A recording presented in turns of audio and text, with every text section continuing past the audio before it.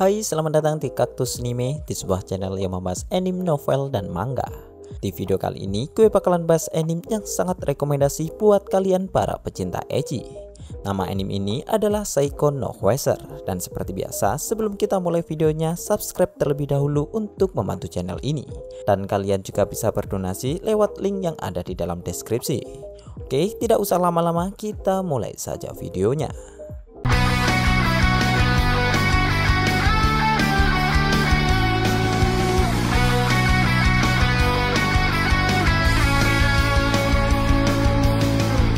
Seiko no Hueser adalah anime yang wajib ditonton oleh kalian yang merupakan pencinta ecchi sejati. Karena dalam anime ini akan melibatkan banyak adegan yang hampir saja masuk ke dalam plot hentai. Tetapi tenang saja, anime ini masih menggunakan oppai sebagai pusat dari keecchiannya. Dalam alurnya, Seiko no Hueser memiliki cerita yang terbilang cukuplah komplit. Mulai dari komedi, action, romance, dan ecchinya masih bisa dinikmati dengan cukup santai tanpa harus menyiapkan tisu di sebelah kalian. Pertarungan di dalam animenya bisa dibilang cukuplah memuaskan, dan berbagai jenis oppai yang disuguhkan bisa memanjakan mata kalian di sana. Dimulai dari yang kecil hingga yang besar, semua sudah tersedia di anime ini. Jadi buat kalian yang suka besar atau kecil tidak perlu khawatir. Cerita di dalam animenya akan berlokasi pada sekolah bernama ST Mihailofem, yang makna sekolah ini sangat berpegang teguh dengan prinsip agama yang ada di dunia itu. Di awal cerita, kita akan diperlihatkan tentang persahabatan erat antara dua orang gadis. Gadis pertama bernama Mafuyu Oribe, sementara gadis kedua bernama Yanobe Tomo. Dan mereka berdua selalu bersama untuk membantu satu sama lain. Selama di sekolah, kedua gadis itu tidak terlalu disukai oleh murid-murid lainnya. Hingga akhirnya pada suatu hari mereka malah terjebak di dalam sebuah perang antara Crutch, yang mana perang itu memperebutkan Therotos of Tarism yang berasal dari Athos, yang selama ini ternyata terus dirahasiakan dari dunia. Namun saat terjebak di dalam perang itu, mereka bertemu dengan seorang pria muda yang bernama Hel Alexander Nikolovich, atau biasa dipanggil sebagai Sasa. Dan tentu saja Sasa adalah seorang Hueser. Hueser adalah orang yang memiliki kekuatan khusus, yang mana kekuatan itu hanya bisa dibangkitkan dengan cara meminum cairan energi. Cairan ini bernama cairan soma, dan cairan ini hanya bisa didapatkan dari mengisap oppai yang masih virgin. Ya, bisa dibilang cairan ini bisa disebut dengan ASI, tetapi bedanya soma berasal dari wanita yang masih belum terjamah.